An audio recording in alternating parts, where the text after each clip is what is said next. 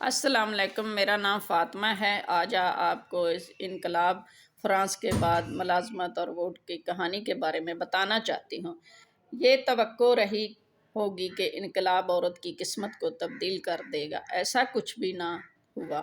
ست طبقے کا یہ انقلاب طبقے کی روایت اقتدار کو محترم جانتا تھا اور اسے خصوصی طور پر مردوں نے انجام تک پہنچایا۔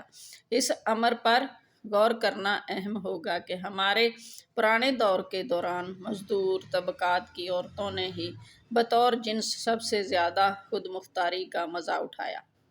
عورت کو کاروبار چلانے کا حق حاصل تھا اور وہ اپنے پیشے کو خود مختاری کے ساتھ چلانے کے لیے تمام لازماً قانونی اختیارات رکھتی تھی۔ اس نے دھوبن، کلیگر، دکاندار وغیرہ کے طور پر بیدار کروایا حصہ لیا اور گھر پر ہی چھوٹے موٹے کاروباری مرکز بھی قائم کرتی رہی۔ اپنے مادی خود مختاری نے اسے عمل کی زبردست آزادی فرمائی۔ عام عورت باہر سے خانوں میں جا سکتی ہے، تقریباً مرد ہی اس کی طرح مرضی کے مطابق اپنے جسم کو استعمال کر سکتی تھی اور اپنے شوہر کی حلف اور مساوائی تھی۔ دیہی علاقے میں کسان عورت کھیت مزدوروں میں خاصا کردار ادا کرتی۔ اس کے ساتھ نوکر جیسا سلوک کیا جاتا تھا۔ اکثر و بیشتر بیٹھ کر اپنے شوہر اور بیٹوں کے ساتھ کھانا نہ کھاتی اور ان سے زیادہ کرہنہ غلامی کے بندھنوں میں بندھی ہوتی تھی اور جمعیت کی بوجھ اس کی مصیبت میں اضافہ کر دیتی تھی۔ لیکن تمام قدیم زرعی معاشروں کی طرح یہاں بھی مرد اس کا احترام اپنے لیے لازم ہونے کی وجہ سے کرتا۔ اس کی چیزیں، مفادات، فکریں سب احترام اپنے لیے لازم ہونے کی وجہ سے کرتا۔ اس کی چیزیں، مفادات، فکریں سب مشترکہ تھیں۔ گھر میں عورت کی حاکمیت بہت زیادہ تھی، اس لیے عورتیں بھی تھیں جن کا زندگی کے دوران بھی اپنا آپ منوانے اور حقوق کا مطالبہ کرنے کے قابل ہی رہی ہوں گی۔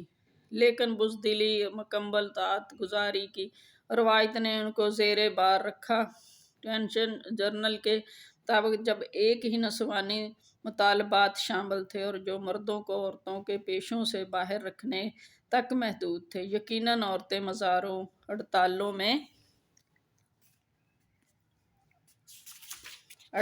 میں مردوں کے پہلو میں نظر آتی تھیں۔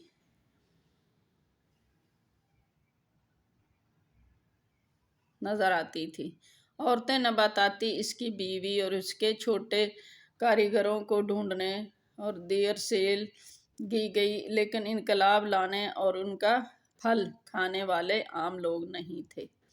جہاں تک مستبد طبقے کی عورتوں کا تعلق ہے تو کچھ ایک نے آزادی کے لیے بڑے شوق کے ساتھ کام کیا۔ مثلاً مادام ان میں سے ایک کے قتل کر کے واقعات کے بہاؤ پر بہت گہرا اثر ڈالا۔ کچھ نسوانی احتجاج بھی ہوا۔ حقوق نسواں کا بھی اس نے کہا کہ تمام مردانہ مراعات ختم کیے جائیں، لیکن وہ بہت پہلے ہی در بر لٹکا دی گئی۔ مختصر عرصے کے لیے جرندے نکلے اور چند ہی عورتوں نے سیاسی سرگرمیوں میں حصہ لینے کی لاحاصل کوشش کی۔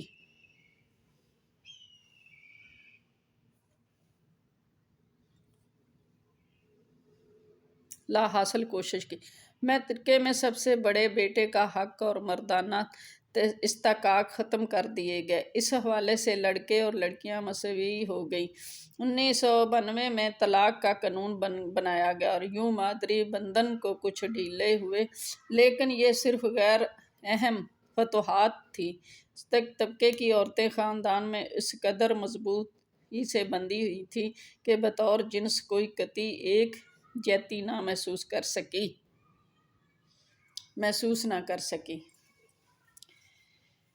عورتیں خاندان میں اس قدر مضبوط بطور جنس کوئی قطعی ایک جہتی نہ محسوس کر سکیں، ایک علیحدہ جماعت کی شکل نہیں رکھتی تھیں جو اپنے مطالبات منوانے کے قابل ہو۔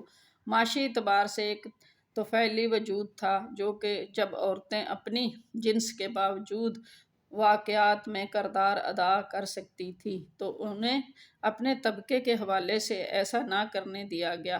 فعال طبقے سے تعلق رکھنے والیوں کی عورت ہونے کی وجہ سے ایک طرف کھڑے رہنے کی سزا سنائی گئی۔ معاشی اختیار جب مردوں کے ہاتھ میں آیا تو مزدور عورت کے لیے وہ حقوق اور مقررات حاصل کرنا ممکن ہو گیا جو طفیلی اشرافی اور مستحق طبقے کی عورتوں کو کبھی حاصل نہ ہوا۔